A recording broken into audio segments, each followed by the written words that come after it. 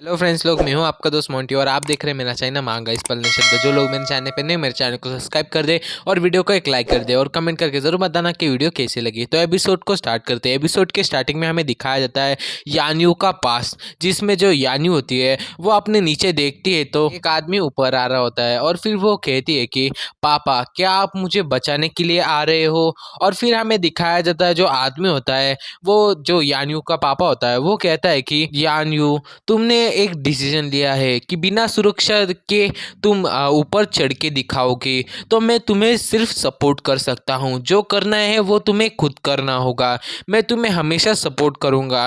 तुम्हें अपने आप के जो निर्णय तुमने लिया है आपको उसके साथ ही चलना होगा। और फिर हमें दिखाया जाता है कि तुम ऊपर चढ़ो, तुम ऊपर जाके जो कॉर्नर है उसे पकड़ के अपने आप को ऊपर ले जाओ। तुम ये कर सकती हो, मुझे तुम पे भरोसा है। और फिर हमें दिखाया जाता है कि जो यान्यू होती है वो कहती है कि मैंने जो डिसीजन लिया है मैं उसे पूरा कर सकती हूँ, मैं ये कर सकती हूँ। और ऐसे करते हुए ऊपर चढ़ जाती है।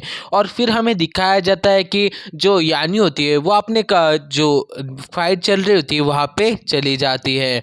और फिर अपने मन में कहती है कि मैं इसे रोक के रहूँगी, मैं इसे अपने दोस्तों को चोट पहुँचाने नहीं दूंगी। जो डिसीजन मैंने लिया है उसका मैं सामना करूँगी, मैं इसे हरा दूंगी। और फिर हमें दिखाया जाता है जो यान्यू होती है वो जो वुल्फ होता है उसके हाथ पे लटक जाती है।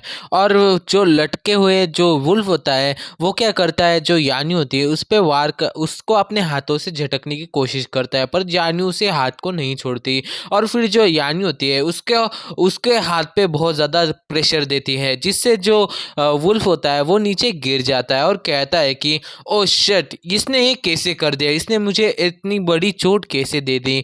और फिर हमें दिखाया जाता है जो यांग फैंग होता है वो ऊपर से देखते हुए अपने मन में कहता है कि मुझे मालूम था यान्यू ये सब कुछ कर सकती है, मुझे यान्यू पे पूरा भरोसा था, यान्यू कभी भी मुझे डिसअपॉइंट नहीं करती। और फिर वो कहता है कि मेरी पिछली ज़िंदगी में जो लोग पावरफुल थे वो लोग इस ज़िंदगी में कायर तो नहीं हो सकते, मुझे यान्यू पे भरोसा था। और फिर हमें नीचे का सीन दिखाया जाता है। जो यान्यू होती है वो उस वुल्फ के हाथों पे इतना ज़्यादा प्रेशर लगाती है जिससे जो वुल्फ का जो हाथ होता है वो ही टूट जाता है। और फिर हमें दिखाया जाता है जो वुल्फ होता है वो अपने दूसरे हाथ से यान्यू पे पंच मार रहा होता है और कहता है कि तुम्हें तो मैं अब जिंदा नहीं छोड़ूंगा, तुमने मेरा हाथ तोड़ डाला, मैं तुम्हें जिंदा नहीं छोड़ूंगा, मैं आज तुम्हें मार ही दूंगा। और ऐसे कहते हुए यान्यू पे पंच मारने लगता है। तभी जो यान्यू होती है वो उस जगह से जंप कर लेती है और जो उसका दूसरा हाथ होता है उस पे जंप कर देती है। और फिर हमें दिखाया जाता है जो यान्यू होती है वो उसके हाथ को पकड़ लेती है और कहती है कि अब मैं तुम्हारा दूसरा हाथ भी तोड़ दूंगी।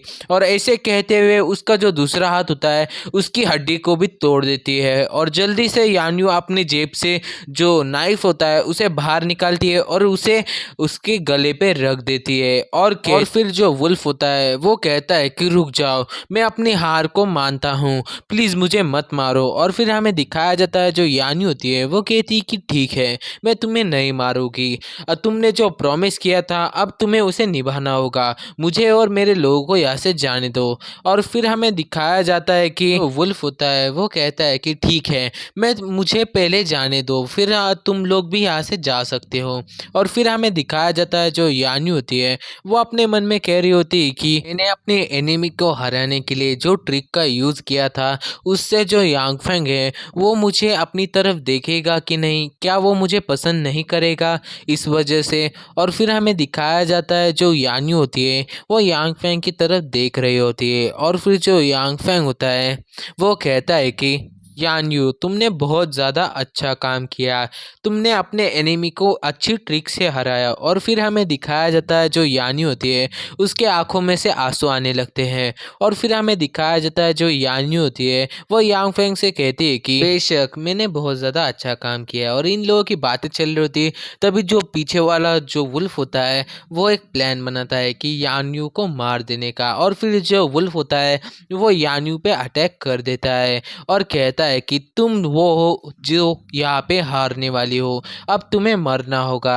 और तभी हमें दिखाया जाता है जो यान्यू होती है वो उसकी तरफ देखती है और कहती है कि ओ नहीं, इसने मुझे पीछे से वार किया है और ये बहुत ज़्यादा क्लोज है मेरे, मैं इसे नहीं डॉज कर सकती। और फिर हमें दिखाया जाता है बहुत सारे खून के चीटे और फिर हमें दिखाया जाता है जो यांग फैंग होता है वो यान्यू के सामने आ जाता है और जो वुल्फ मैन होता है उसके सीने में अपनी तलवार को घुसा देता है और कहता है कि यान्यू सिर्फ मेरी है, उसकी जीवन का हर एक फैसला मेरा फैसला होगा, तो तुम उसे मारने की कोशिश नहीं कर सकते। और फिर हमें दिखाया जाता है जो यान्यू होती है वो कहती है कि यांग फैंग। और फिर हमें दिखाया जाता है जो वुल्फ होता है उसके सीने में जो तलवार होती है वो घुसी हुई होती है और वो कह रहा होता है कि प्लीज़ मुझे मत मारो, प्लीज़ प्लीज़। और फिर हमें दिखाया जाता है जो यांग फैंग होता है वो अपनी तलवार को लेता है और कहता है कि नहीं, तुम्हारे लिए कोई भी चांस नहीं है, मैं तुम्हें जिंदा नहीं छोड़ सकता। तुम्हें यान्यू पे छुप के हमला करने की कोशिश की,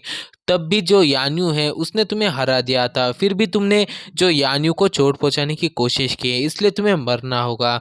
और फायर स्लैश, ऐसा कहते हुए यांग फैंग उस पर एक ज़ोरदार स्लैश लगा देता है। और फिर हमें दिखाया जाता है जो वुल्फ होता है वो मर चुका होता है और उसके साथी होते हैं वो कह रहे होते हैं कि हमारे बॉस को मार दिया, हमारे बॉस को इस आदमी ने मार दिया, ये कोई तो मॉन्स्टर है, जल्दी से यहाँ से भागो। और फिर हमें दिखाया जाता है कि जो एक बंदा होता है वो कहता है कि ओह, ये कैसे सच हो सकता है, उसने उसे मार दिया कैसे। और फिर हमें दिखाया जाता है जो यानी होती है वो उस बंदे की तरफ उंगली करती है और कहती है कि यांग फैंग, इस छोटे लड़के के पास अपनी सुपर पावर है, इस सुपर पावर से वो किसी की भी कॉन्शियसनेस को मिटा सकता है, वो उसे बेहोश कर सकता है और बहुत कुछ।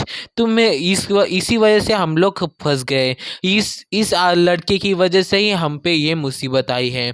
और फिर हमें दिखाया जाता है जो लड़का होता है वो अपने घुटनों के बल आ जाता है और यांग फेंग से कहता है कि आज से आप ही हमारे बॉस हो, हम सभी लोग आप ही की बात को सुनेंगे, क्योंकि इस तीसरे रिंग रोड के किनारे पे ऐसा ही रूल है कि हम लोग जो फाइट करते हैं उसमें अगर मेरे बॉस को आप लोगों ने मार दिया तो आप लोगों को ही हम अपना नया बॉस मानेंगे, आपके सभी हुक्म को मानेंगे, आप हमारे जो बॉस ने जो इकट्ठे किए हुए सामान थे उसे भी यूज़ कर सकते हैं। और फिर हमें दिखाया जाता है जो यांग फैंग होता है वो कहता है कि मुझे फॉलोअर्स की ज़रूरत नहीं है, सिर्फ तुम लोग यहाँ से चले जाओ, और अपनी तलवार को अपनी अंगूठी के बीच में रख देता है। और फिर हमें दिखाया जाता है जो छोटा लड़का होता है वो कहता है कि क्या तुम्हें मेरी ज़रूरत नहीं है, प्लीज़ मुझे अपने साथ रख दो, तुमने जो मेरा पहला बॉस था उसे तो मार दिया है, अब मैं किसके सहारे जीऊँगा, कौन मुझे इस महाशक्ति के साथ मैं अपने आप को प्रोटेक्ट भी नहीं कर सकता और मुझे ये ज़ॉम्बी लोग मार डालेंगे, प्लीज़ मुझे अपने साथ लेके चलो। और इसी पॉइंट पे हमारा ये वाला एपिसोड ख़त्म होता है। तो एपिसोड कैसा लगा कमेंट करके ज़रूर बताना और चैनल पे नए हो तो चैनल को सब्सक्राइब और वीडियो को लाइक और शेयर ज़रूर करना। मिलते हैं अगले एपिसोड में, बाय।